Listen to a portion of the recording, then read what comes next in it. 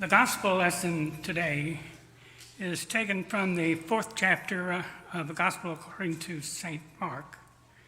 To set the scene for it, we're on a hillside beside the Sea of Galilee, and the Lord Jesus has been teaching to the multitude by way of parables. And we'll take up the narrative then at verse 35, reading to the end of the chapter. In respect for the gospel, would you please stand for the reading of his word?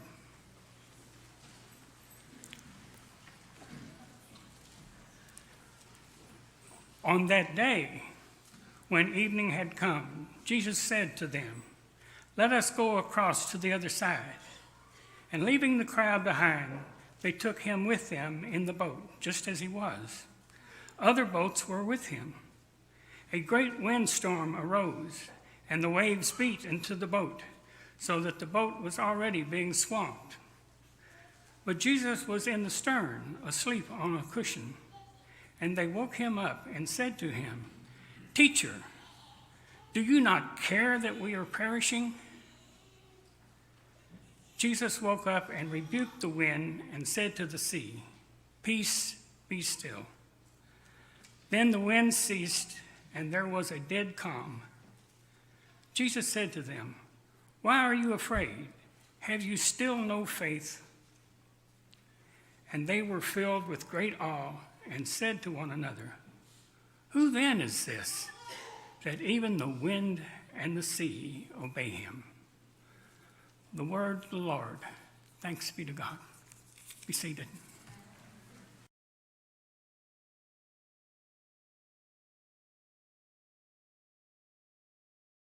So much. Now, before we start our subject for today, I would like us to bow our heads and have a word of prayer.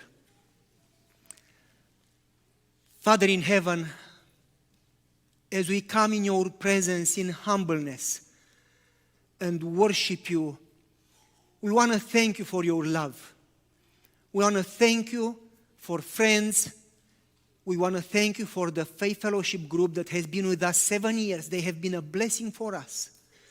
And we want to pray your blessing for them as they will move into their own building.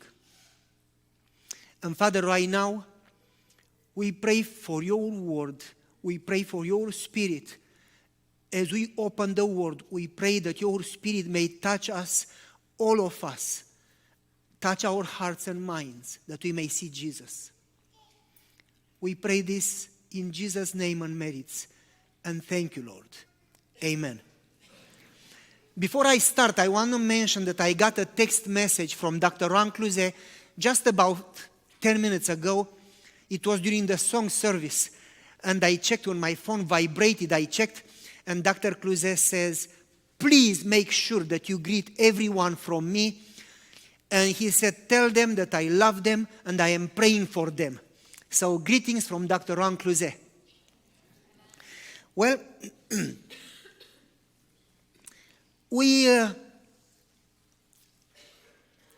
as we start the subject today, we all have been through challenges, don't we? During the series of Dr. Ron Cluze here, I'm going to share with you my challenges. It was not easy because I had to run quite a lot, but above that, 2 of my cars, or our cars, broke. Within a month, our dog had an accident. In the same month, I fell and displaced my knee. I eliminated a kidney stone. I had kidney stone surgery. By the way, I wanted to save the stones and pave our driveway, but the doctor broke them with a laser, so I said, "You could have saved them, I need them," but it was too late.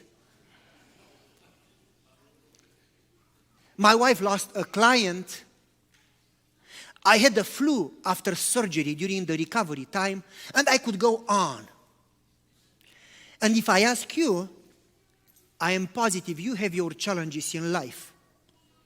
Changes, problems, sickness, family problems, job problems. God knows, I don't know what you go through. Loss in the family.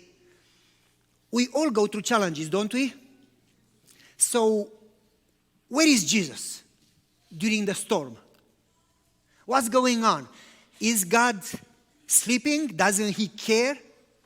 So, let me go through it quick. I'm not going to read the Bible verses because Jim just read them, but we do know the story, don't we?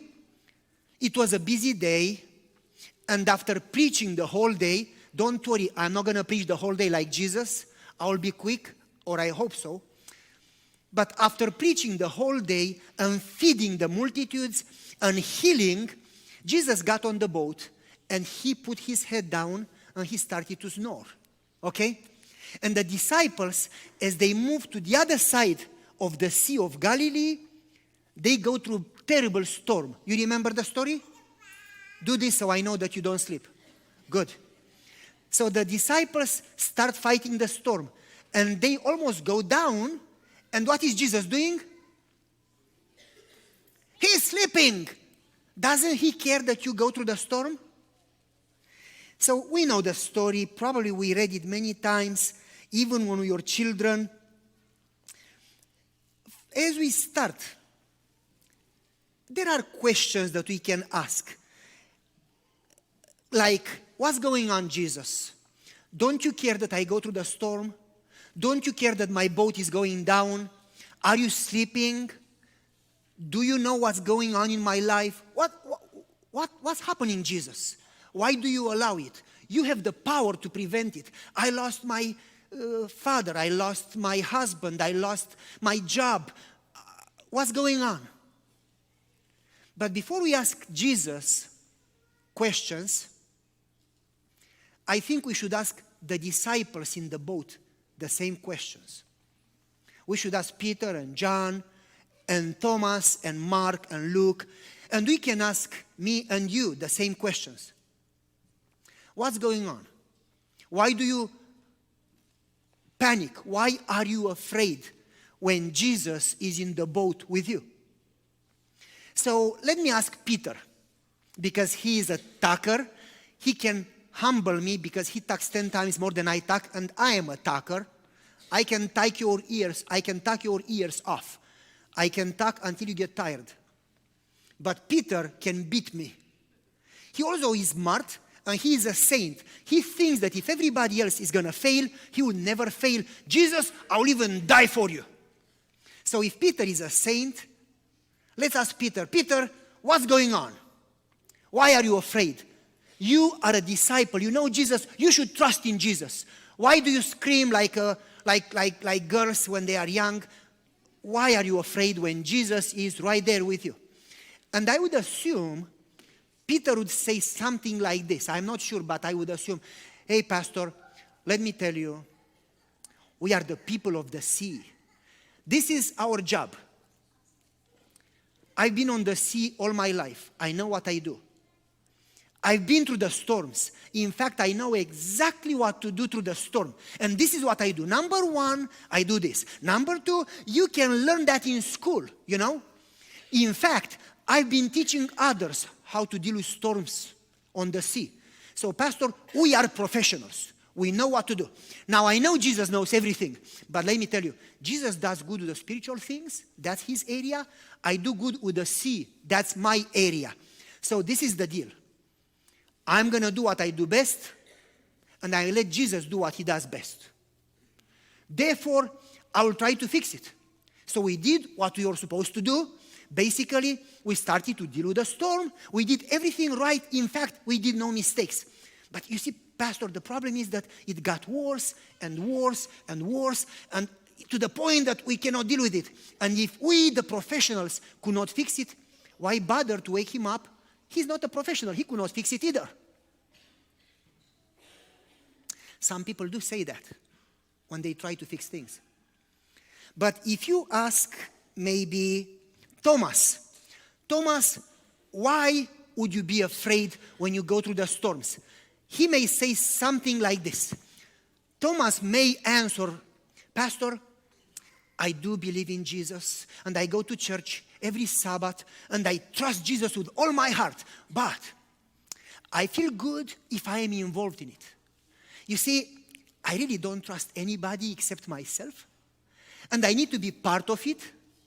I need to be involved. I need to keep an eye on it. I need to be in control. So when Jesus fixes it, I want to fix it too. We work together, Jesus and I. Nobody does it. Even when my wife does things, I don't tell her, but I am there watching to make sure that she does it right. Before I get involved, I don't trust anybody. Now, I do trust Jesus, but I need to be involved. Some people may say that. Or maybe they don't say it, but they do it. Well, let's go to the next one. Let's ask John, because John, he loved Jesus. He kept his head on Jesus. He trusted Jesus. So John, why are you afraid when you go through the storms? What do you think John would say? This is what I think he would say. Pastor, oh, absolutely we trust in Jesus, and we should have called him. We should have asked for help. But in the beginning, we thought it's not so difficult. We know what to do. We have been on the sea all our life. So we try to fix it ourselves first, and if we don't manage, we do whatever we can, and only if we don't manage, then we call Jesus to do what we cannot do. Because we can do some things, but we call him in the things that we cannot do. So we try to deal with the storm, and we try to save ourselves, and we try to get the water off the boat, and it got worse and worse. And let me tell you, we got so focused on trying to solve the problem. We got so focused on the storm, we got so focused on the problem that we panicked and we forgot that Jesus is right there. Some people do that, They get so focused on the storm and so focused, fanatically focused in what they do, and they try so hard and they forget that Jesus is right there. So then maybe Peter and Thomas and John get a little frustrated and say, Pastor, do you think you are better because you are the pastor? What about you? Do you remember during the series with Ron Cluzet when you went to all those challenges? What happened to you? Why are you afraid? Why are you complaining? And you know what I'm going to answer? Folks, you know what? Let everybody mind his own life. Don't ask me any questions. I don't ask you any question. Take care of your business and leave me alone. You know what? Let's greet each other. Oh, good morning. Happy Sabbath. Happy Sabbath. Give me a hug. How are you doing? Oh, I am great. How are you doing? Oh, I am great too. And let's pretend we are okay. Nothing happened. Let's not talk about it. We do that, don't we? But let's not ask Peter or John or you or me. Let's ask Jesus. So if we go to Jesus and say, Jesus, tell me please, why are you sleeping when I'm sinking? What's going on, Jesus? Don't you care? Don't you know? Are you in vacation? What do you think Jesus would say? He could say, I'm a deep sleeper. When I put my head down and I snore, you can fire a cannon, you can split wood on my body. I just sleep hard. I'm sorry. But I don't think Jesus would say that. Or Jesus could say, it was a difficult day. I did a lot of feeding and preaching and healing and talking. People would not give me a break. So when I put my head on that pillow, I was gone. If the boat sank, and I would have died, and I didn't know. But I don't think he would say that. I think Jesus had a habit. And this is the habit. When they asked him a question, instead of answering many times, Jesus asked them a question to answer through the question. I don't know if you follow me. Or he would tell them a story to answer through the story. So Jesus could say, okay, you asked me why I was sleeping in the boat during their storm. Let me ask you a question. Do you remember when you lived in Wisconsin, Pavel? And you drove down with Dana, 12-hour drive from Wisconsin to Tennessee, and you took Ovi, and you were in the front seat, and Ovi was in the back seat. And you went down to Tennessee to visit Gabe. what did you do in the car? Well, Jesus, if Dana drove, it took 12 hours and a half. She is slow. She's not here, so I can say it. And she stops every stop, and they walk. It drives me crazy. If I drove, it took 10 hours and 15 minutes. I never stopped, even if they had to use a diaper. I just keep driving. If they say, I need to go to the restroom, next exit. And next exit would pass. Oops, I forgot. Next exit. Dad, I cannot hold it. Next exit. And I keep zoom. I fly. If the police would catch me, they would take my pilot license because I'm flying. So when I drive, we get there quick. And Jesus says, I'm not talking about driving skills. What do you do in the car? Well, we talk. And Ovi is watching Bible movies or comedies. Usually he would watch cartoons. Tom and Jerry, he loves that. Okay? And then Jesus would say, do you remember when you drove through the snow? Yes. Do you remember when you drove by a tornado and bad storm? Yes. Through the heavy rain? Yes. What did you do? I kept driving. What did the kids do? Watching cartoons. Didn't you stop because of the storm? No, I never stop. Well, my wife said, let's stop, but I keep driving. I never stop. Weren't you afraid? Nope. Weren't the kids afraid? Nope. What about when you go in vacations? When you went to Montana, when you went off the mountain with no brakes. Our brakes broke going off the mountain from Montana from way high. And everybody was screaming in the van, and I was whistling and driving. No brakes. Yes, that was fun. So Jesus says, you drove off the mountain without brakes. What did you do? Well, I kept driving. Our friend Ralph was screaming until he lost his voice. What about the kids? Kids playing video games? Weren't the kids afraid? Nope. Watching cartoons? Tom and Jerry? Popeye the Sailor's Man? Woody Woodpecker Show? They could not care less. What about when you drive through traffic jam in Chicago? Accidents. Keep driving. What about the kids? Playing games? Talking? Okay, what during the night, what do you do? If my wife drives, she would stop and sleep. If I drive, zoom, we go. What about the kids? In the night, they go to sleep. What if you drive through snow? What do they do in the night? Sleep. What if you drive through the storm? What do the kids do in the night? Sleep. Aren't they afraid? Nope. So Jesus would say probably, Pastor, did you ask them why they sleep when you drive through the snow? Why they sleep when you drive with no brakes? Why do they sleep when you drive and basically there is tornado passing by your car? Why do they sleep? And I say, Jesus, I never asked them. But our friend Ralph did. Don't you care that he has no brakes? How could you play games and sleep? And you know what the kids said to Ralph, our friend, when he asked them? Gabe started to comment, and Gabe said to Ralph, you see, Ralph, my dad has been driving in Romania through snow, big snow, many years. And my drive has been driving in over 40 countries, bad traffic. And my dad has been driving through New York, and that's crazy driving. And my dad has been driving in LA. And my dad has been driving through storm and snow and tornado and traffic jam. And my dad has been driving all his life. And he's a good driver. He always avoids people. He doesn't get speeding tickets. He doesn't get accidents. I trust him. I can play games and sleep because I trust him. He's a good driver. And I assume Jesus would say, my dad is a good driver too. In fact, he is the best driver. He drives the universe. He is the captain of the seas, the captain of the souls.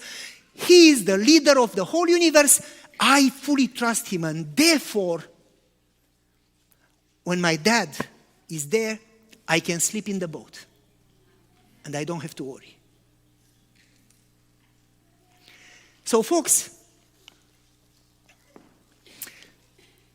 what was Jesus doing when they were going through the storm? Jesus was fully trusting the Father in heaven. And that's the key.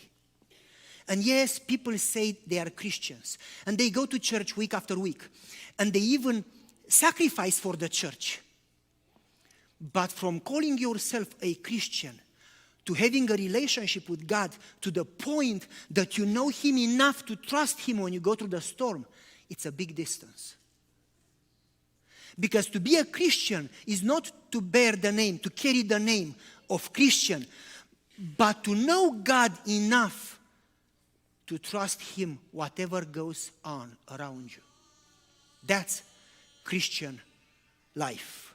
In fact, during that time, the water in their culture, the water in the Greek culture, in the Greek view, meant the deep. They even called it the deep. You go in archaeology, you go to the original Bible, and you see that. It was called the deep. And it was considered the place of darkness, chaos. And very careful here. When they said the deep, they didn't talk only about water. They talked about evil spirits in that time, in their mindset. Therefore, when they faced the storm on the deep, you follow me? They didn't face only the elements, but in that culture, they faced the evil forces trying to kill them. You'll find it in archaeology, and you'll find it in the Septuagint Greek original translation. They faced not only the elements, but Satan attacking them. And folks, it was the great spiritual danger, the great conflict between good and evil. I believe that Satan was trying to kill Jesus in this way to stop the plan of redemption. And this is not the first time when Satan was trying to kill Jesus. In fact, Satan tried to kill Jesus many times before, since he was a baby, to stop the plan of salvation. And Satan was also trying to kill Jesus' followers. And the Greek translation actually says so. So when Jesus gets up and he says, "Peace, be still," you remember the words?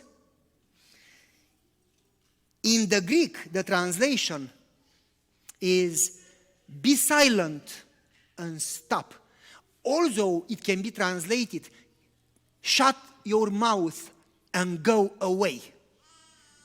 If you go to the original, that's the translation. So it seems, if you take the word "be still," the word there, it's epitimao, or you have the word epidemic or epidemy from. But in that time, the word epitimao was used for several things. And I'm going to give you examples. For instance, if you go quick, and you don't have to open the Bible because you don't have time. If you would go to Luke chapter 4, there was a man in the temple who was possessed by a demon. And when Jesus rebuked the demon and said, "Go away, leave him alone," Jesus used the word epitimao, "peace, be still." Not talking to the man, but talking to the demon inside. "Go away," rebuking the demons. Or I could give you another example. In Luke chapter 9, verse 42. In Luke chapter 9, Jesus used the word "peace, be still," epitimao, rebuking the demons. Or I could give you another example if you want. Matthew 17:18. A man brought his son to Jesus, and the son was demon-possessed. And the demon started to shake him and throw him to the ground. And Jesus said to the son, "Epitimao." That means, "Go away, leave him alone." rebuking the demons. So it seems to me that here, when Jesus says, peace be still in English, he could have talked to the elements because, yes, the elements obey the Creator. He could have talked to you and me, trust me, calm down. But it seems that Jesus talked to the demons and said, go away, leave them alone. Because in the great controversy, folks, nothing happens by chance, but all things work together. And every time Satan would attack you, even if God allows it, he is there in the boat, right there beside you. And in his time, not in our time, when the time comes, he gets up and says to Satan, leave them alone. And if God allows it, he may have a reason. But never forget that God is the greatest driver. And he can turn storm into calm, curses into blessings, challenges into victories. And he never, ever would lose any battle. We should never forget that. Moreover, there was a greater battle, the greatest battle ever in the history of the universe. And that happened not on the sea, but that happened on the cross of Calvary. When Satan tried to kill Jesus and ruin the plan of salvation. And it seemed that Jesus lost the battle. But even there where Jesus lost the battle, in fact, he won the battle. When he said it is finished, it's not because he said I am finished, but because the plan of salvation is fulfilled, it is finished. What he purposed to do, he did it. Whatever he had in his mind, he finished, he finalized it. Yes, I've done it. Now from now on, they will be saved based on what I have done. So on that storm, on the Calvary, the boat went down and God didn't get up to say, peace be still. God let the boat go all the way down to the deep, to the bottom of the sea. When the boat got down or the bottom of the sea, Jesus got the plug and pulled it off. And the sea of storms started to drain. And it has been draining since. And it keeps draining, and it's going to keep draining until the one in the boat, John, the Revelator, says in Revelation, and I saw a new heaven and a new earth, and the sea was no more because Jesus drained it, so no more storms. Isn't that something? There will be no more storm, no more sickness, no more death, no more challenges. Because on the bottom of the sea, Jesus actually allowed it for a purpose, to save you and me. So folks, when you go through the storms, if God allows it, he may have a reason. And instead of fighting the storm and trying to save yourself, it's better to say, Lord, whenever I am afraid, I will trust in you. I will trust in you. I will trust in you. In fact, I hope you know the song. Because folks, we usually try to solve our storms. And we use all our means, physical, emotional, call around, try to solve it. And after we use all our resources, when it's the end of our possibilities, we finally pray. Shouldn't we first pray instead of trying to save ourselves and help ourselves? Shouldn't we first go to Jesus and say, this is the storm, you know it, do whatever you want, and whatever you do, I will trust in you. May your will be done on earth as it is in heaven. Shouldn't we sing, you are my hiding place? You know the song? Sing it. You always with songs of the leaf. Whenever I am afraid, I will trust in you. I will trust in you. Yes, keep singing. Let the weak say, I am strong in the strength of the Lord. I will trust in you. why do we sing the song but we don't do what we sing? Shouldn't we remember that Jesus is in the boat? And if he's right there in the back of the boat, we are safe whatever happens because nothing happens by chance. Shouldn't we, after a few storms, after he calms the storm, learn for the next storm to trust in him? And instead of just talking about it, to basically make a decision that we do it and we say, Lord, I don't know what's going on, but I make a decision today. I will trust in you. Not because I can do something, but because the Father in heaven is the greatest captain of sea and universe, and I can trust in him and have peace. So folks, God is answering the question to me and to you. Jesus, what's going on? Are you sleeping? And Jesus says, you know what? Even in the storm, you are not alone. I'll be with you. If you go through the waters, I will be with you. If you go through the fire, I will be with you. I will turn the storm into peace, the challenge into blessing, everything into victory. Even in the middle of the storm, wait upon the Lord.